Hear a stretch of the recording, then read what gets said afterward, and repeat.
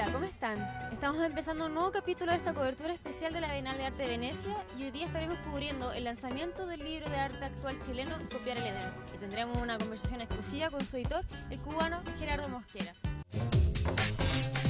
A mí me interesa mucho esto porque estas personas no esperaron a que el gobierno le hiciera algo en ese sentido o lo hiciera una institución privada, sino que se reunieron y dijeron, caramba, vamos a levantar fondos para hacer esto y vamos a invitar a un curador para que haga el trabajo. Caramba, ojalá tuviéramos un libro así en Brasil, ojalá tuviéramos un libro así en Argentina, ojalá tuviéramos un libro así en Colombia. Quiere decir que es en realidad un libro único en el contexto latinoamericano. Ojalá las personas involucradas y las autoridades chilenas tomen conciencia de que esto debe ser algo que debe mantenerse con una sistematicidad. El contexto de la Bienal de Arte de Venecia fue el escenario escogido para presentar el libro Copiar el Edén, Arte Reciente en Chile, una publicación cuya edición estuvo a cargo del reconocido crítico de arte cubano Gerardo Mosquera. El lanzamiento se realizó en la librería oficial de la Bienal, ubicada justo al lado del ingreso a Los Arsenales, el sector donde se concentra lo más relevante de la Bienal de Venecia. En ese lugar, el mediodía del jueves 4 de junio, se realizó una conferencia donde participaron, además del propio Mosquera, los consagrados artistas chilenos Iván Navarro y Alfredo Yar, así como la curadora italiana Gaby Scardi. Ese fue el momento para comunicar oficialmente que el libro también se encuentra disponible en versión digital para descargar de internet. Copying Eden constituted a multiple and even contradictory space where the authorship of the editor-curator, so that's me, was offset by the range of contributors and of information offered the reader. So, I mean, the book is in a way a space for confrontation of different ideas and different positions. It shows a solid and complex body of work over 33 years that, by the way, from today on you can access and freely download in the web at www.copiareleden.com. So it's for free. It's the book and you can download it and you can send it to friends. It's free. Also, I think that this panel, this presentation, and Chile's participation at the Biennale with its own pavilion will contribute to change the situation and make Chilean art to be known as it deserves internationally. Thank you. There wasn't any books about our work that that we were start showing in Chile in the mid-90s, and then many of the artists that were at the same time they came out from art school at the same time that me start traveling outside Chile and showing their work outside Chile. And then we all realized that we didn't have many catalogs or many books that talked about our generation or our work in a more specific ways.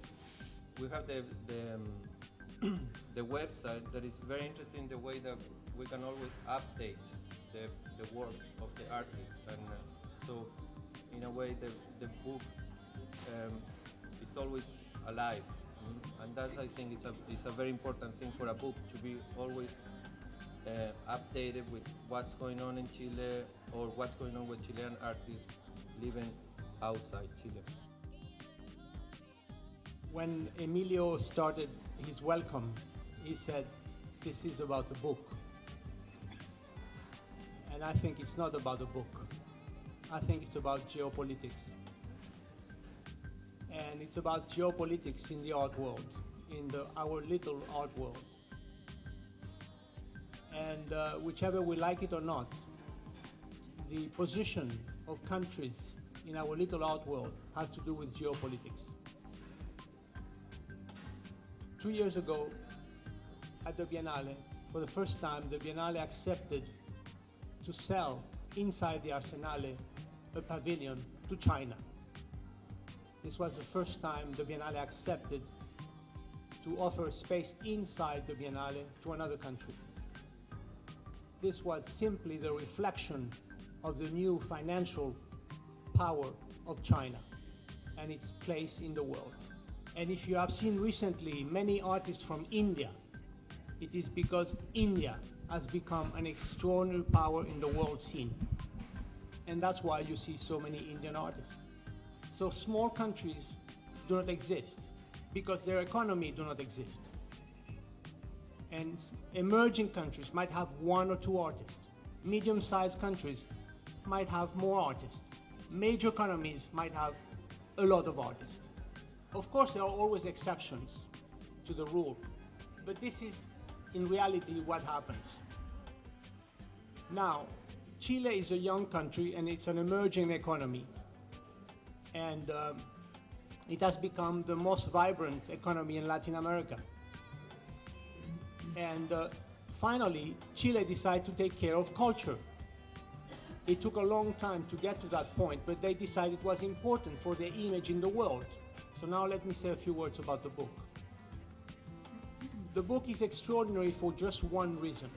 It's the first book that is inclusive. There were many books published before in Chile, many books about many artists, but they were all exclusive because, unfortunately, the effects of dictatorship go beyond repression, political repression, censorship, and violence, and murder. That's one effect, that's the most visible effect of a dictatorship. But the dictatorship does many more things to people living under dictatorship, things that are invisible. And one of the worst things that the dictatorship did was that people, even progressive people, even people that oppose the dictatorship, they started repeating the same model of the dictatorship. They started repeating the authoritative system, the authority. So many authorities emerged in the art world in Chile, and they published books. And those books were exclusive because they had the authority. They were repeating the dictatorship model.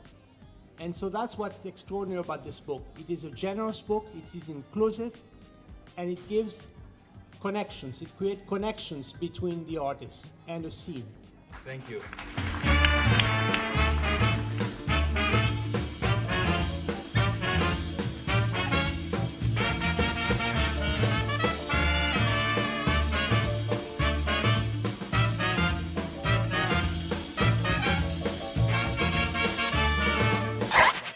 Siguiendo la presencia chilena en la Bienal de Arte de Venecia 2009, estás aquí en RTV, Arte y Cultura, Arte Hoy.